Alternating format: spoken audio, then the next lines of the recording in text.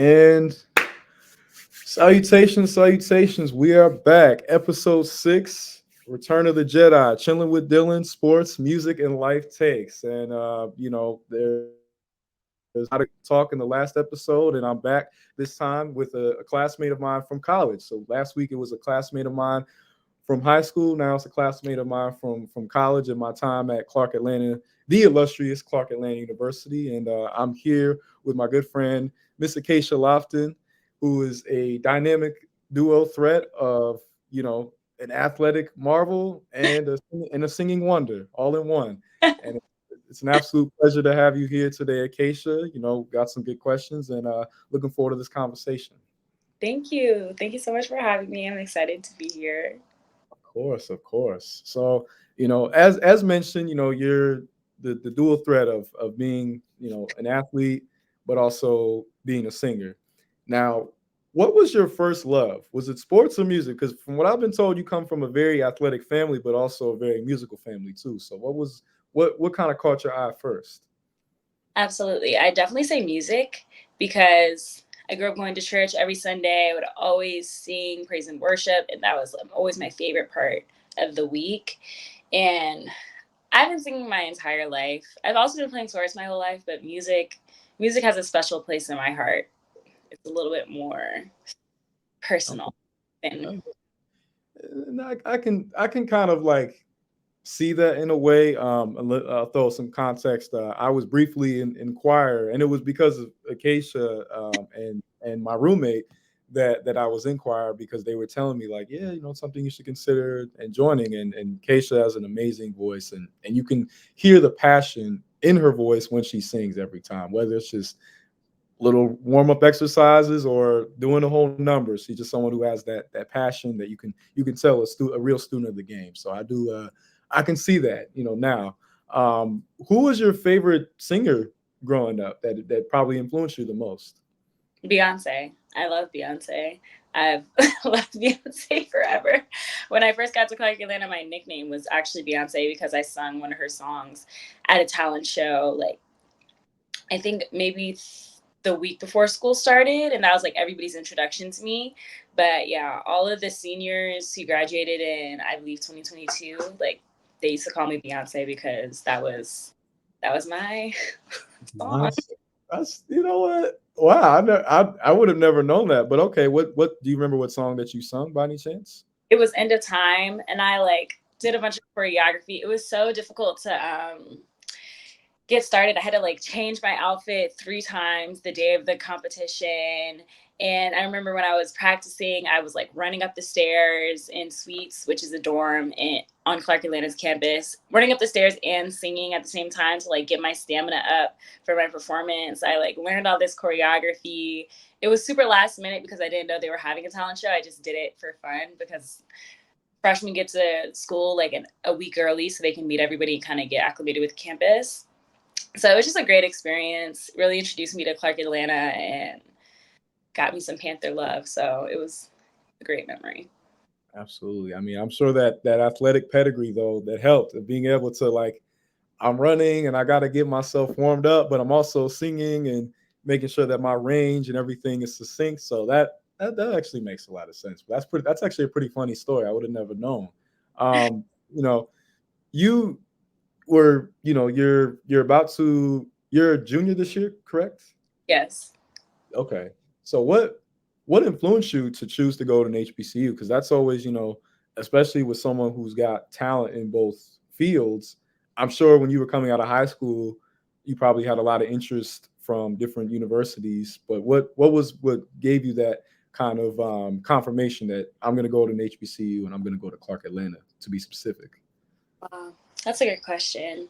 Well, first of all, to begin with, my both of my parents are HBCU graduates. My father went to Howard for pharmacy school, and my mother graduated from Norfolk State University. So I grew up with a bit of the culture. However, I was raised in a predominantly white area. I'm from Northern Virginia, and I was always like one of the only people of color in the room. And I knew that once I graduated, that may be my world for the rest of my life. Like being, you know, the diversity hire, like one of the only few people in the room who looks like me. Right. And wanted to be surrounded by people who look like me. I really wanted to be surrounded by my culture because I felt that I wasn't raised with it the way that I wanted to be. And of course, it's always comfortable to be around people that look like you. This is the only time in my life when I can have an experience like this. So I really wanted to take an advantage of it. And I applied to, Howard, Hampton, Spelman, Clark. And by the end of my decision, at the end of my decision time, it came down to like Spelman or Clark. But I knew that I wanted to do business and I had gotten into both. And Spelman doesn't have a business major and they also do not have student athletics. I know that. So, right. So even though a lot of people very close to me really wanted me to choose Spelman, I just felt it was better for me personally to be able to go to college and study what I was interested in and do whatever activities I wanted, like really get the full college experience that I was looking for. And I also wanted access to the Spellhouse network because I wanted to go into business. And I know that Alumni Works at Spellhouse is incredible. And I even have mentors now who graduated from Spelman and Morehouse. And I'm very glad that I chose this environment. And also, Atlanta is just a great city full of Black excellence. And that's what I wanted to be surrounded by. So, Seems like you made the right decision. I was gonna say because you're from being from Northern Virginia. I went to Hampton for my first 2 years. I'm pretty sure I've told you that, but if you didn't know, now you know.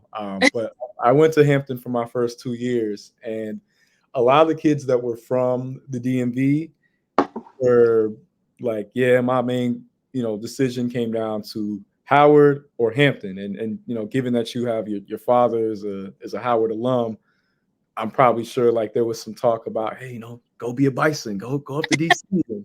And then you said your mom went to Norfolk. Norfolk is a half an hour away from Hampton, and I think a half an hour away from Virginia State. So like the pipeline for students from that region is huge of people just kind of re-immersing themselves into there. But you coming to Atlanta, I think when you look back and everything, and when you're all said and done with everything you accomplished, I'm sure you'll be able to see like I kind of blazed the trail on my own.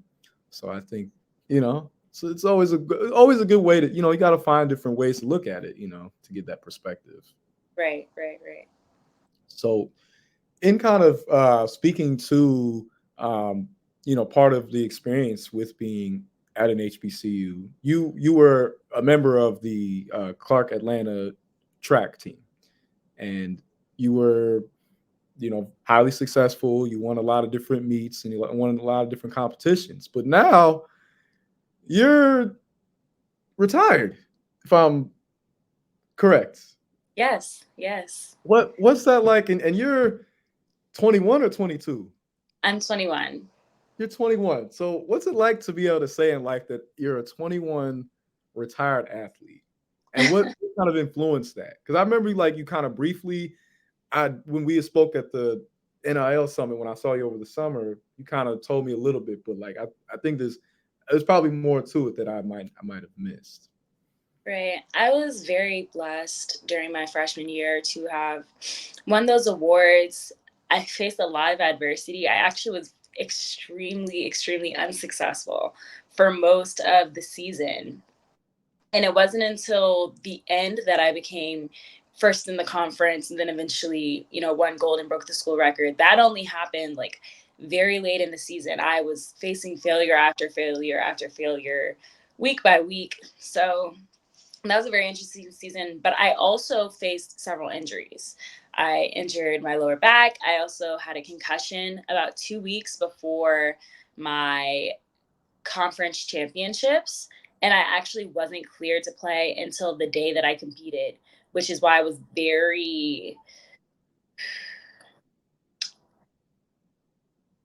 nervous and excited to compete because I wanted to get back to it, but I also hadn't practiced fully in 2 weeks. So I was like, okay, well, I want to win gold. I want to break the record. I want to reach, at least 2.9 meters. I want to do all these different things, but I've been injured. So that was a whole experience. And after my concussion, I definitely took the summer to rest. And I thought a lot about the team, my experience, and what I was looking for in the future. One huge reason that I did compete with the track and field team was to get the scholarship, be successful, leave some sort of legacy on the campus. And I just found that I was able to do that in other ways. At the time, I was super busy. I was doing track and field. I was a soprano one in the Philharmonic Society. I was modeling, a full time student, and then I was doing an as well. And I just found that at the beginning of 2023, after carefully considering what my options were and like my goals, that track and field just didn't fit into what I was looking for at the time. I will say that I miss pole vaulting so much. I love pole vaulting. However, I don't love track the way that most people might assume. Pole vaulting is like a great event, but when it comes to running those 400s and 4x4s, not exactly my cup of tea. That's All the understandable. is out of the options. Those are my favorites. But What were the other ones? Sorry, the audio got a little jumbled. the 400 and the 4x4, honestly, I'm a 600 girl through and through, but they don't offer that within the D2 track and field. Yeah. So I didn't know it was that. take a break. I considered coming back this season, um, but I decided not to. And I'm happy with my decision. However, I will be supporting our track and field team next week at the conference championships. I hope Clark wins, brings home gold, and maybe goes to nationals because I know that we have some incredibly great athletes on our team. So even if I'm not there to compete, I will be there to support.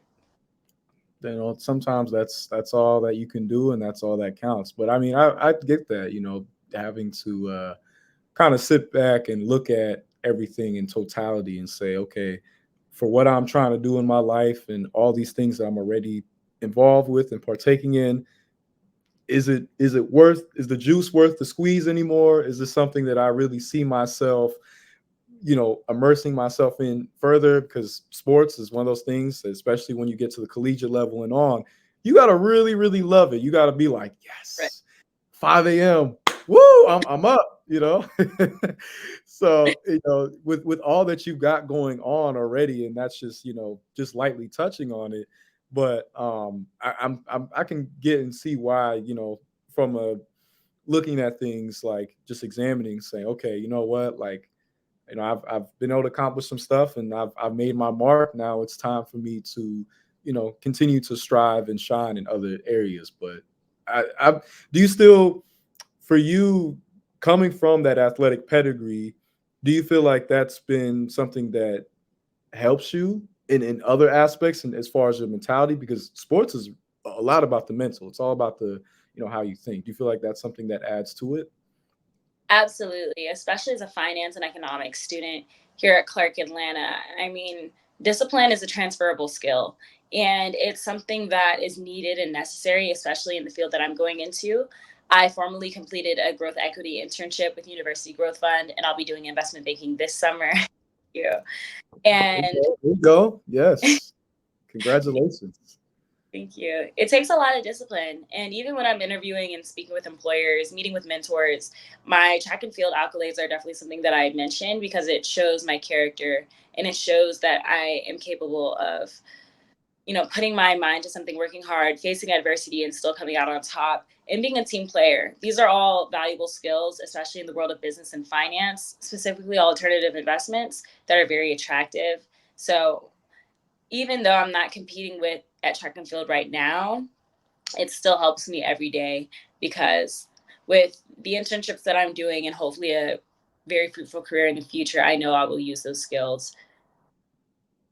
No, I mean, that was one thing that, and I mentioned before, but with the NIL summit, that was something that I really respected, that everyone who I met was saying, ultimately, you look at everything that's in society, and you yourself as a person, as an entity, you have to look at yourself as a business, and you have to invest in yourself, and you have to provide yourself with support and nourishment in order to build that strong foundation that takes you to different levels and gets you to different rooms and gets you to meet the right people that can take you to other heights. And but that mentality as an athlete of that discipline, that drive, and that dedication to winning at all costs, when you have that as a supplement, that keeps you going in times of adversity. It keeps you going when things are a little bit slow and when you feel like, I'm kind of tired today. I don't really feel like doing anything. I just want to chill. Like, but you're like, you know what? Hold up. You know, let me think about what this Olympic athlete was doing on their off day, or what this superstar athlete here is doing on their off days and during the summer. So I can see that. So I kind of, I guess, to still speak on the business side. So, because you were at the NIL summit, and I know you were at one point, you did have some NIL sponsorships. Um, is there any chance that with your passion and path to the business side of things and working with banking, is there any cross collaboration between the NIL stuff of still being able to profit off of your image and then as well as your business work, or they just don't even mix? They actually do mix in an incredible way. Okay. So one, I had an NIL deal with Meta through the Empower 2.0 program. And one thing that they really highlighted, thank you, was Now, there's no clap button on here, so I just have to do it manually. one thing they highlighted was the importance of having a personal brand and how to create a brand. And one thing that I find in the alternative investment industry, which is what I'm looking to pursue a career in, is that we look at companies holistically, and one important part is the business overview, the management team, the industry, and understanding all those different aspects. They do coincide in some way between like building your own personal brand and then having like your own company and like seeing how it's going to be profitable. All of those things do work hand in hand, because at the end of the day, business is business. Another great thing about NIL specifically is that I've now been educated in a way that a lot of student athletes just haven't had the privilege to, experience, be in the rooms that I've been in, and, speak with the people I've spoken to.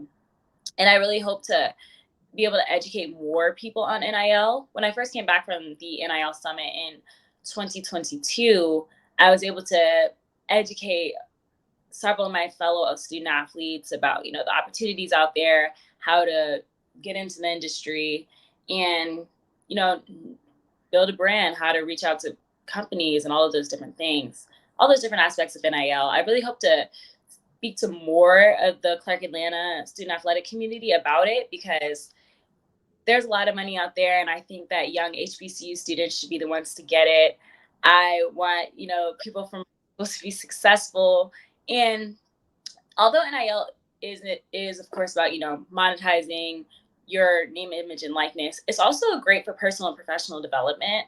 I've met an incredible mentor through NIL, and a lot of the skills that I've learned from different deals, whether that be, Meta, DoorDash, or any of the other ones that I had, I can use those skills now as I move into a professional career, or even speak about them during interviews. Like, what was a time when you had to do this, that, and the third? Like, NIL is a great opportunity to speak about that.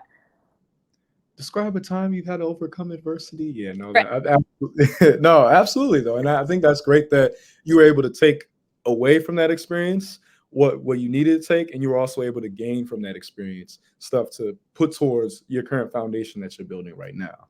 So Right. And hopefully give back from that experience to other HBCU athletes even more than I have in the past. absolutely, absolutely. I mean, when you look at, because you're going a lot of places. I just want to, for all the viewers that are going to watch this, this is someone who is going places, is already making great impact now. She deserves all the flowers because at her age and what she's doing with her life, there's a lot of people who are just not doing the stuff that she's doing. So I just got to give you your props and got to give you your flowers. But it's tremendous amount of respect always. But when you look at yourself in the next 5 to 10 years, given all the things that you're trying to do and all the different kind of worlds that you're able to exist in, what does the next 5 to 10 years look like for Acacia Lofton? That's such a good question. And I think I'm excited for my future. I'm very interested, and hopefully, it's somewhere in finance. In 10 years, I definitely want to be in a place where I can give back to students at Clark Atlanta through a scholarship. My tuition has been fully paid by scholarships. I don't have to worry about, I got you. I don't I have can't relate. I can't relate. So I got to give you your props on that. I don't have to worry about too many student loans or anything like that. And that's been an incredible blessing and privilege to really be able to focus on my studies and, internships, networking, all of those different great aspects. So I hope I'm able to give back to, young women in finance, people in the Morehouse MBA program. That's helped me so much professionally. And I've made some great friends. In 5 to 10 years, I hope that I'm happy. I hope that I'm healthy. I hope that I am feeling fulfilled, whether that be in alternative investments or another industry. Right now, I'm really looking at investment banking and private equity. Um, I'm excited to learn more and grow in that area. I'm an alt finance fellow. A um, I just came from a conference in DC with alt finance, and I was able to connect with a lot of great people and hopefully continue to grow and learn through mentorship and professional experience.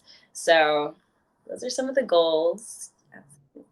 Okay, well, it sounds like you've got a good blueprint and roadmap. And I mean, every time I go on LinkedIn, there's like a new notification of like, I just got this invitation for this award, and then I'm just like, okay, like this is on par. This is what to expect with someone like you. So I keep doing that because that's amazing, and I think you know when you're putting your life together and giving all the talents that you have, you're going to be able to things are going to fall into the perfect place that it needs to. I definitely believe that for you. Lord willing. Thank you. Lord willing, of course. And I have to ask this because I know you're on a time crunch, so I don't want you to you got to keep being the productive person that you already are. That they've gotten you to this point already. But do you see yourself if you go down the artist path? Do you see yourself being your own like business manager, uh, music distributor? Like, do you like because like that iconic line of Jay-Z saying, I'm not a businessman, I'm the businessman. Like do you see that as something given your background in you're working with all these people in banking and finance? Do you see yourself utilizing that with the singing career as well? That's an incredible question. People have been asking me that all weekend actually because I sing at a lot of the conferences, and somebody actually made a comment this weekend. They were like, "You don't need to be in alt finance; you need to be in alt music," because I was singing, and I thought that was so funny.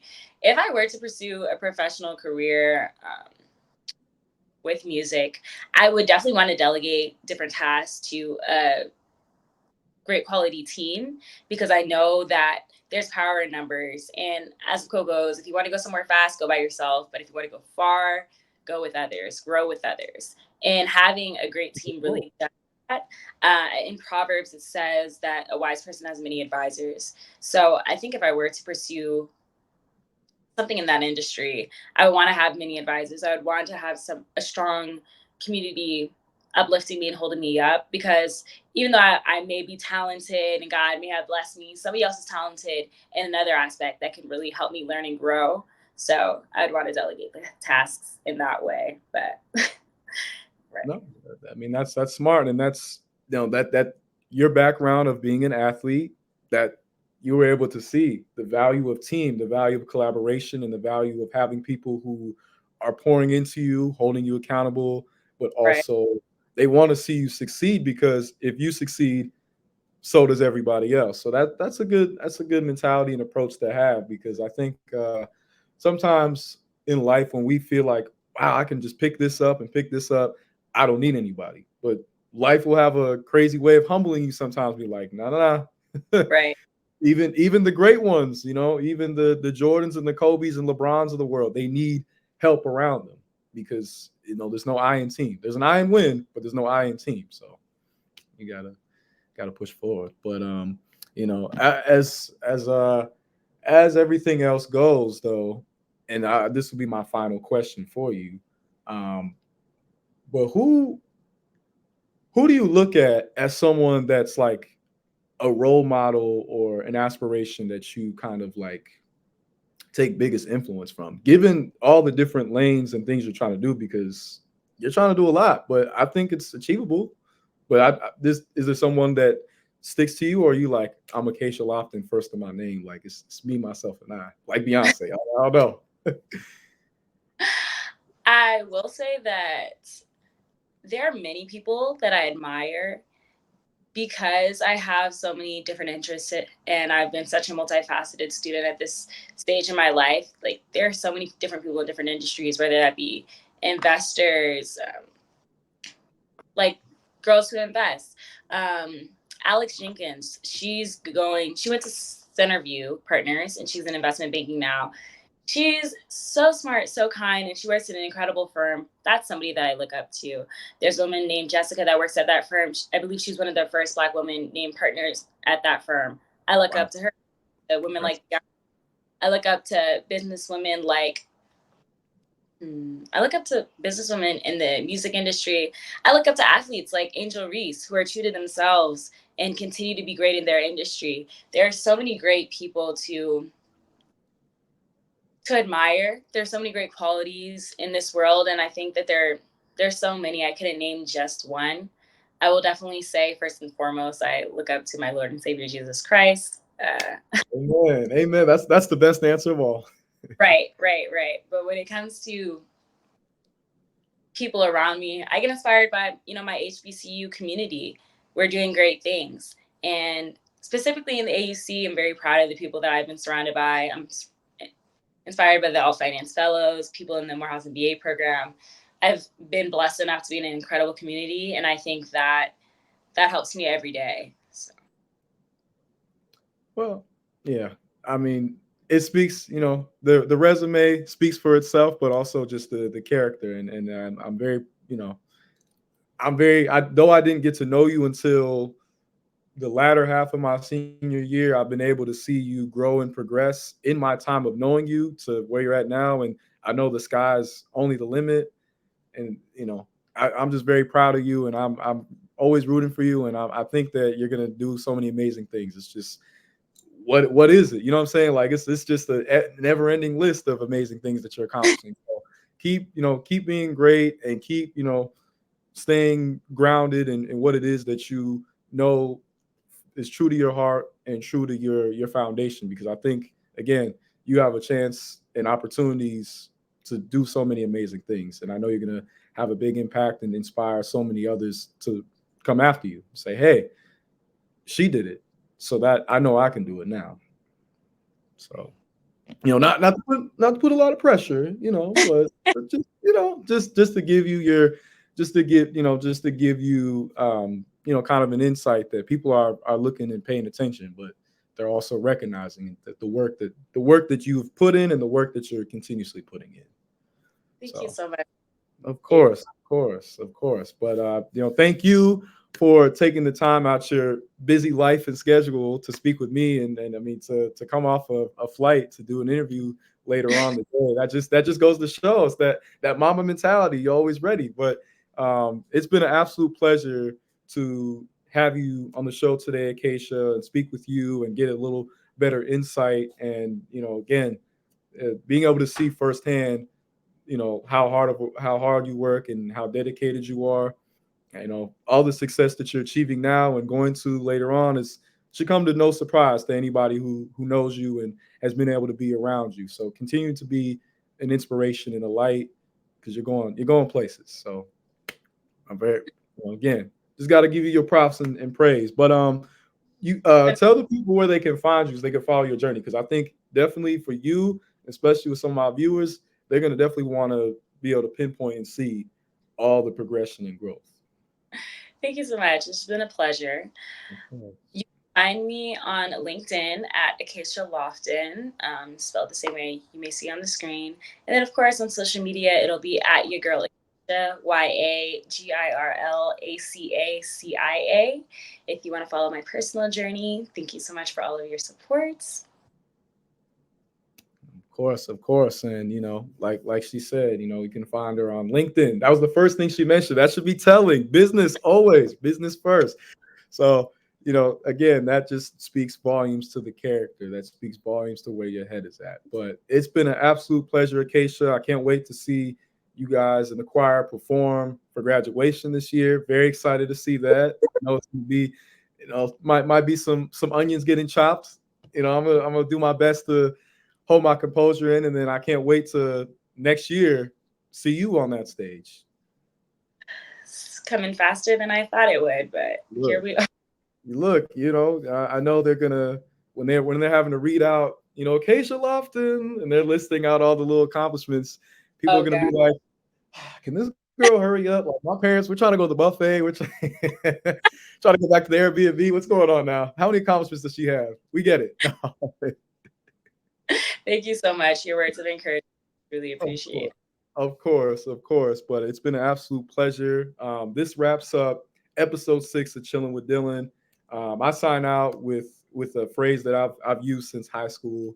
But I tell everyone to keep it chill. That's what I tell people. But ultimately, since it is Sunday, and since you mentioned God, I do want to end this with a God bless, and a God bless to all who's watching, but a God bless to you on your journey, because journeys are all about trial and tribulation. And I know you've been through things, but you're going to continue to move mountains. So always keep putting God first, because I know that's what's gotten you to this point, and gotten you to the levels that you're at now.